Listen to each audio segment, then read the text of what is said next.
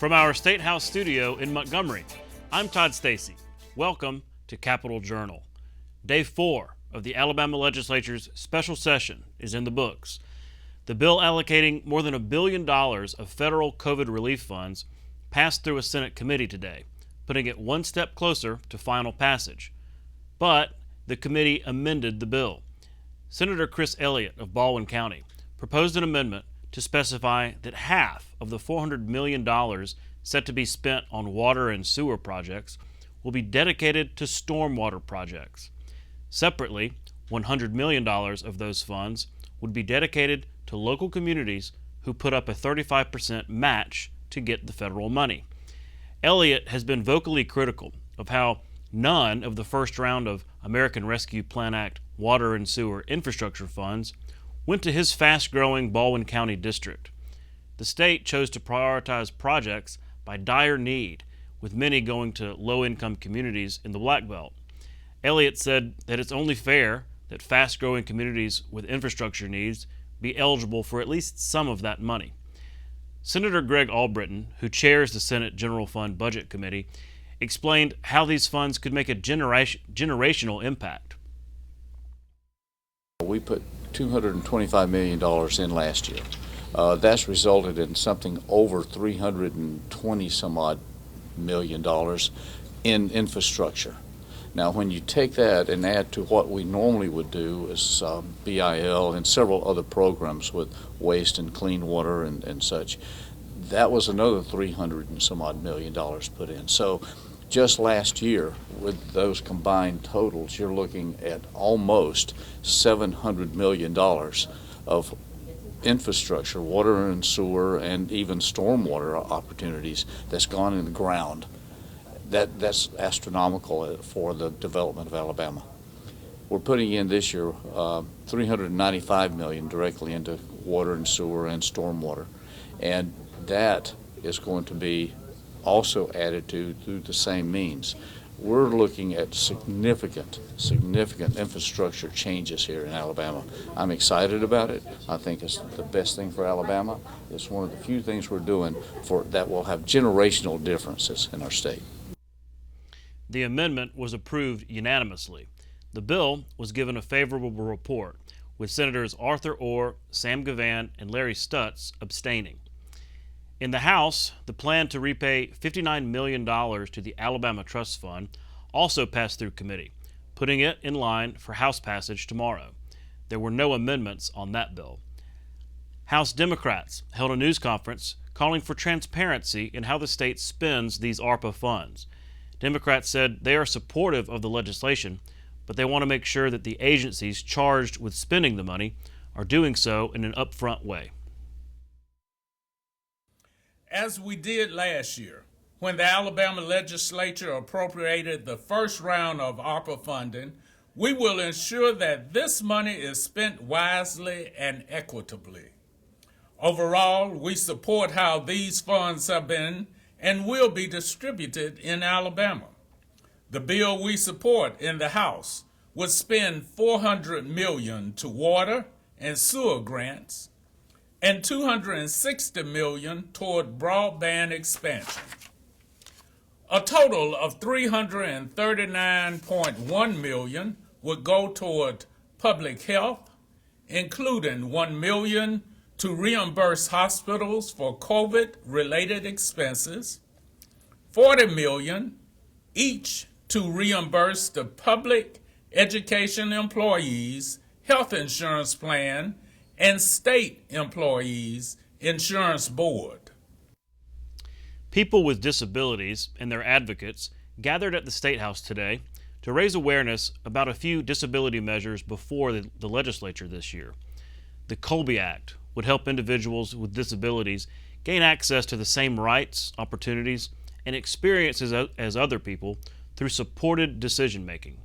And Exton's Law would protect people with disabilities from discrimination in organ transplant at the state level.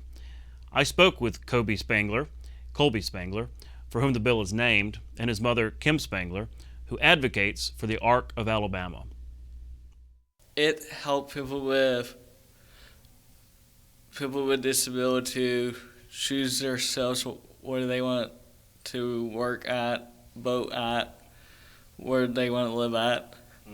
Right now, there are about 17 other states in the nation that have laws, much like the Colby Act, which basically put the person with a disability in charge. It helps give them their voice instead of having to go straight into guardianship. This is an alternative to guardianship, and right now, we're hoping to bring that to Alabama and join 30 states that are working the same way we are to bring supported decision-making laws to our state.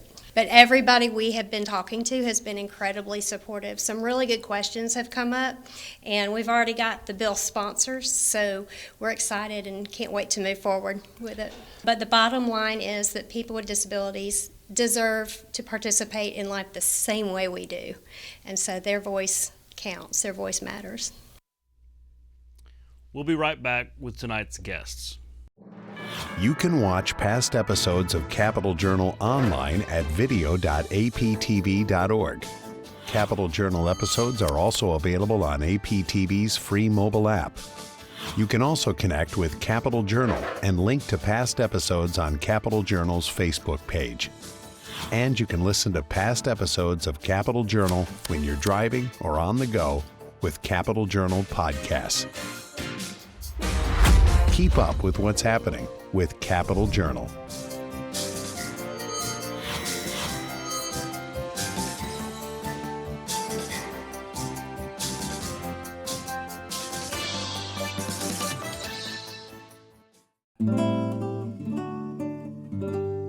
The DeSoto Caverns is best known for its great onyx cathedral, some 120 feet high and larger than a football field. The limestone cave, roughly 3 million years old, has a long and fascinating history. It is home to a 2,000-year-old Native American burial site, and the oldest graffiti in a U.S. cave was a source of saltpeter for gunpowder during the Civil War and operated as a speakeasy during Prohibition. Joining me next is State Representative Ginny Shaver of Leesburg. Representative Shaver, thanks for coming on Capital Journal. Well, thank you for having me on, Todd.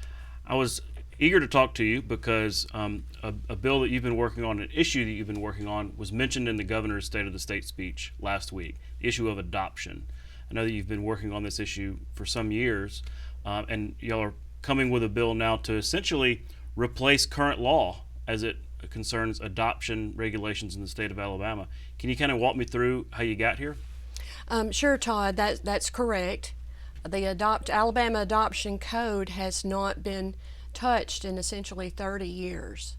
And after we passed the Human Life Protection Act, essentially banning elective abortion in the state, our focus is now to make it easier and provide resources for mothers to place their babies or to keep their babies. And so our focus turned to what can we do to help the adoption process. I had some ideas on adoption, and so do some other members. You know, when you look at a group of people as large as the legislature, you find many who are personally touched and affected Sure. By adoption, and it's personal to me. I have a sister who is adopted. So I've started looking at what we can do and to make it easier and better, and found out from then Speaker McCutcheon that there was a committee, an Alabama Law Institute committee that was already formed, and they had started work over 4 years ago. Oh, wow. To totally revamp the Alabama Adoption Code. So y'all had a head start. They had a head start. I started working with the committee late in 2021. Also some other legislators, Chairman Matt Simpson and Chairwoman Terry Collins, also monitored the committee, which was made up of stakeholders from all facets of the adoption issue. There are not only Law Institute employees, but retired and current judges, adoption attorneys, DHR, all the stakeholders at the table with their knowledge, experience on this subject matter to thoroughly, and I do mean thoroughly, totally revamp the code. Mm-hmm.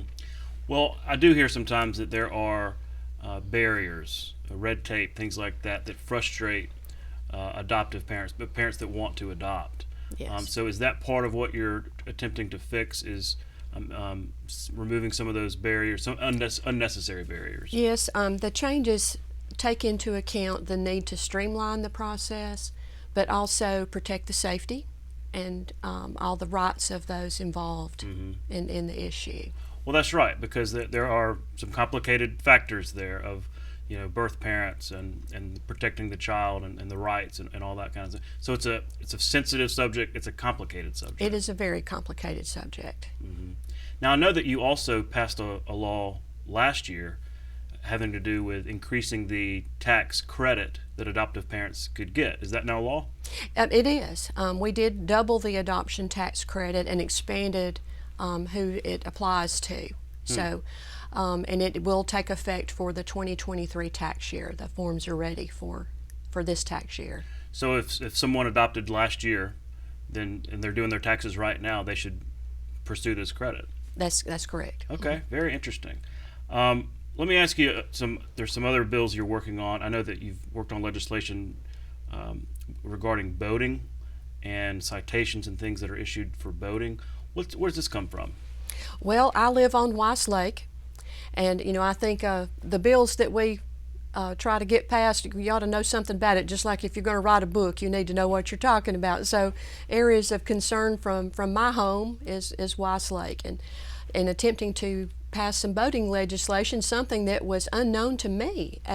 Having grown up on the lake and been boating all my life, I did not realize that if someone gets a boating citation, a ticket, whether it be for, improper life vests or safety equipment, it's an actual misdemeanor, and which is like criminal. It's different than a violation like a speeding ticket. It's on your record. And so a professional person, doctors, lawyers, people trying to get in the military, they can check a box and say, I've never been in trouble, and it could show up, well, you had this misdemeanor back here that was, for a life vest. So, and you're not talking about like like speeding or drinking? No, there's still criminal activity like BUI, which is still criminal, yes, but just a regular citation, this bill will make it a violation and not a misdemeanor. Interesting. I bet a lot of people would be interested in that. Have you had any feedback? All positive. So. Well, that's interesting. Well, look, it's the beginning of this new term. You're in a more senior position now, and I'm curious from your perspective, all these new members that have come in and gotten started. How are things going so far? Is that a new, interesting dynamic in the house? It is. There was a large class, as we like to call it, when I came in, and this that was 2014, right? I came in 2018. 2018. Okay. Yes. So there was a large class then, and so I kind of compare it to that. So there was another large class this time, and I think it's a good mix of backgrounds and different, walks of life and opinions, and so I think they bring a lot to the table. And have you offered any advice from having once been a freshman yourself? I do. I don't really recall anybody trying to keep my foot out of a mousetrap for me, but so I do try to help those coming after me, to give them little pointers here and there. Sure. Well, it can be interesting and not exactly easy to navigate, but I think they'll all get their footing. Well, look, we're going to be following these bills. I really appreciate you coming on, and please continue to update us as this adoption issue goes forward. Obviously, it's not just an issue for you, but a priority for the Speaker, the Governor, so it sounds like it's going to be moving. It is a priority for Speaker Ledbetter, for sure, and like I said, our caucus and pretty much everybody is touched by adoption in some way. Do I have time to mention? Oh, please do. The Yes, I'm resource sorry. guide? Go ahead.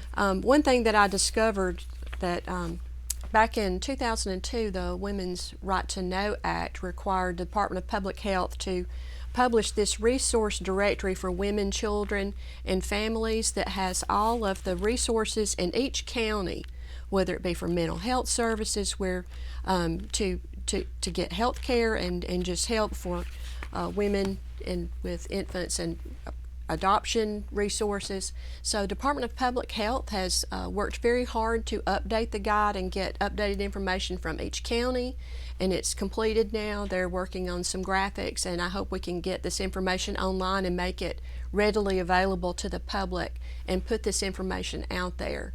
Like I said, it's our goal to try to help women to keep or place their babies. So if you're an expectant mother or a new mother, Sure. you can find resources in your hometown, home county. home county, In your close to county. home for things like childcare, nutrition, things like that. That's right. How to get benefits, what benefits are available. Yeah. Well, certainly we want to, whenever it's online, we want to feature that. Oh, thank here on you. That would be Capital Journal. great. So we'll I'll keep you posted. We'll wait for an update. Representative Ginny Shaver, thank you for coming on the show. Thank you, Todd. We'll be right back. You can watch past episodes of Capital Journal online anytime at Alabama Public Television's website, aptv.org. Click on the Online Video tab on the main page. You can also connect with Capital Journal and link to past episodes on Capital Journal's Facebook page.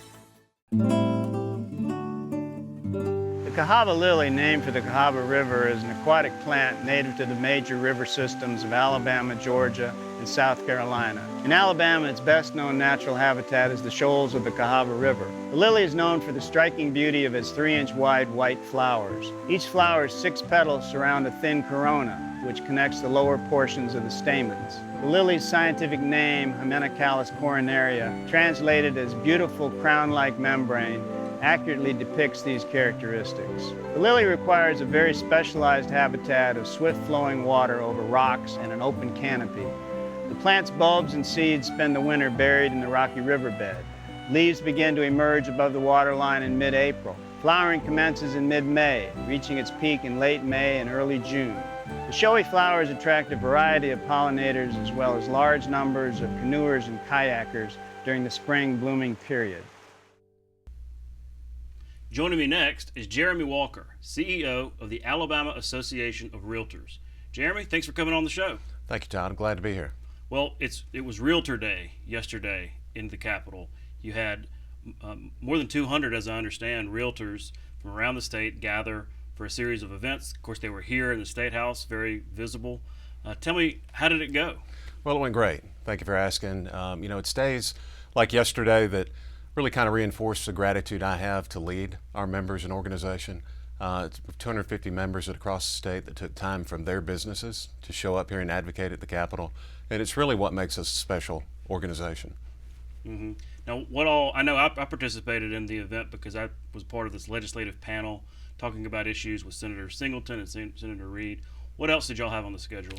We had a great economic development panel, in addition to that, with Secretary Greg Canfield. That was very insightful for our members to hear about the different incentive packages that are going to be up this year, and then different ways that they can be involved. We say a lot that our members are some of the best economic developers in the state. They're selling their communities and main streets every day of the week in every community across the state. Mm-hmm. I also saw you had a panel with Paul Pinion of the Farmers Federation on an issue y'all been involved in, the tort issue, lawsuits. I wasn't able to stick around for that, but I was curious how that went. It went great. We had Paul Pinion with Alpha, and we had Russell Davis with the Home Builders. Okay. 2 great leaders that I look up to a lot, and they run 2 exceptional organizations that we enjoy working with on different issues. But we talked about lawsuit abuse because it's a big issue that affects every small business in Alabama. And it's not just the big cases that make it to the Supreme Court or the appellate level. We're talking about cases that are only locally tried, that are affecting circuit courts, and we're very concerned about frivolous lawsuits being filed across the state. And bad rulings and bad judges have a direct economic impact on our members. Mm-hmm. So, and y'all have really advocated not just in the legislature and everything, but been active on the campaign trail, supporting candidates that want to, prevent lawsuit abuse. Absolutely. We're very interested in finding judges and judicial candidates who believe in the rule of law and who want to enforce the law as written. The trial court should not be beneficial to the trial attorneys or to big business. They're there to serve everyday Alabamians, and I think people expect to be treated fairly in the court system. And I think far too often our small business owners have not been treated fairly in the court system. Mm. Well, the panel I was moderating on legislative issues, Greg Reed and Senator Singleton, one question I asked was about the economy, and we sort of pitched it like this. As much as anybody, realtors are concerned about the economy, right? The economy affects them as much or more than any other business. And so when you look out there and see, rising interest rates, inflation, a possible recession on the horizon, there are some concerns. And I appreciated Senator Singleton and Senator Reed's comments on that. But I wondered, from your perspective, from your members' perspective, what are you hearing on the ground about concerns about the economic outlook? Well, we're hearing good news and bad news, so it's kind of a mixed report. But the good news is we still have a number of people across the country that are moving to Alabama in search of economic opportunity and a higher quality of life, and Alabama provides that. On the other hand, there is a lot of uncertainty out there, and there is concern. Real estate tends to be the first sector into a recession and then one of the first sectors out. So we have seen a decrease in home sales across the state. Our January report had 22% a year-over-year decrease from January last year. So that's a cause of concern. The rise in interest rates out there with the Fed aggressively trying to fight inflation, I think have got many buyers and sellers on the sideline, kind of waiting for things to stabilize. That makes sense. Yeah, and we've been a little frustrated. We understand the Federal Reserve's role in that, but we'd love to see, make a move in rates, and then let's pause and get some true economic data a little bit longer than a month before making another adjustment. So they may be a little too aggressive. Yeah, it's interesting. Kind of the canary in the coal mine, right? The realtors can be on economic issues. Well, we're here in the State House. You had Realtor Day. It's the beginning of the legislative session.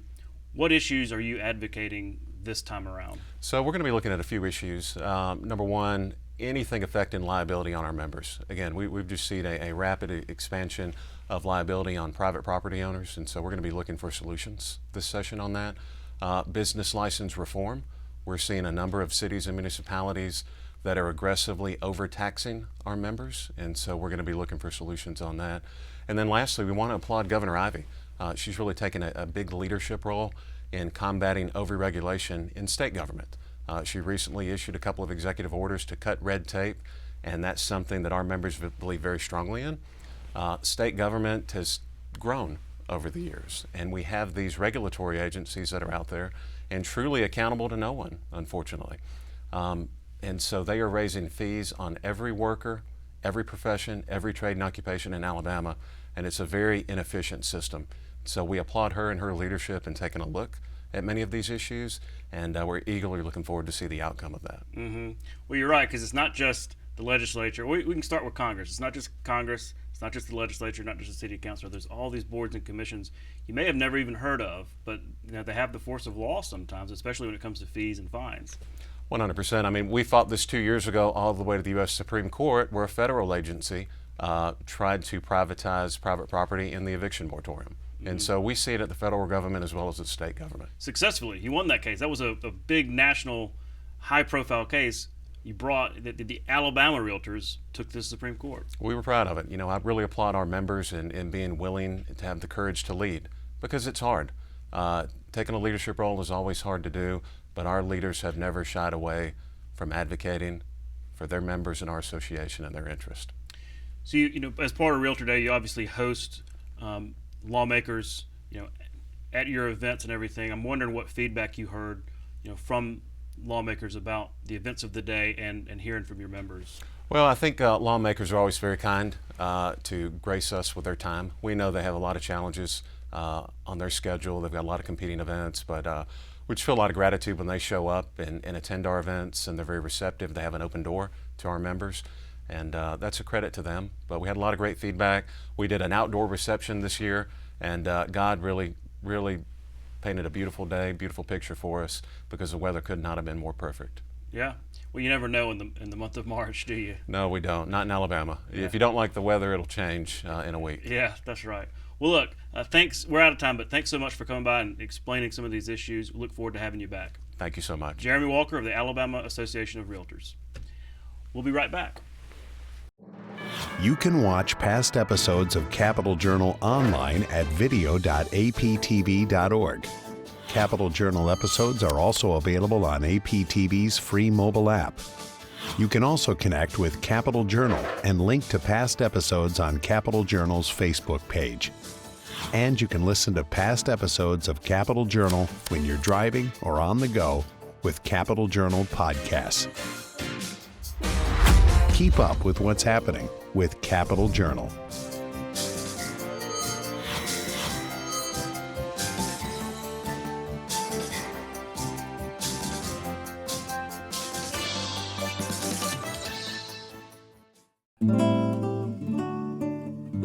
Cheaha Mountain, often called Mount Cheaha, is the highest natural point in Alabama at 2,407 feet above sea level. It is located in north-central Alabama in Cheaha State Park, surrounded by the Talladega National Forest in the foothills of the Appalachian Mountains. This dramatic landscape gets its name from the Creek Indian name for the mountain, Chaha, meaning high place.